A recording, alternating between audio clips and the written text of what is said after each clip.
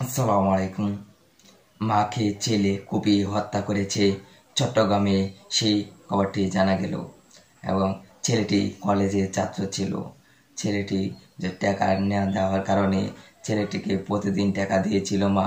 তখন ছেলেটি কলেজে বাহানা ধরে কলেজে না গিয়ে টাকা দিয়ে নেশাখোর হয়ে গেল। যখন মা থেকে প্রতিদিন টাকা চাইছিল, তখন মা জানতে পারল ছেলেটি নেশা করে।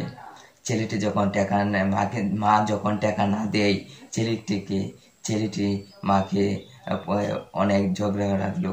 পরের দিন যখন আবার ছেলেটি টাকা চাইলো, তখন টাকা দিল না মা। আবার ছেলেটি রাগে দাও দিয়ে কুপিয়ে মাথা টাথা গলাটাকে কুপিয়ে অনেক হত্যা করেছে। মানে হত্যা করে তার ছেলেটি পলিয়ে যায়নি, ছেলেটি মার লাশের কাছে বসেছিল। এই খবরটি জানা গেল এবং ছেলেটি সবাই সবাই যখন জানতে পেল, ছেলেটিকে পুলিশের হাতে ধরিয়ে দিল। বাবা যখন ছেলেটির বাবা একটি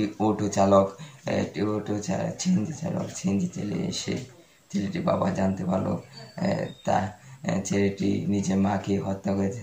ছেলেটির বাবা সহ্য করতে পারলো না, যে না করতে পেরে ছেলেটিকে তার বাবা বলতেছে ছেলেটি ফাঁসি চায় এবং জনগণ সবাই বলতেছে ছেলেটি ফাঁসি চায়।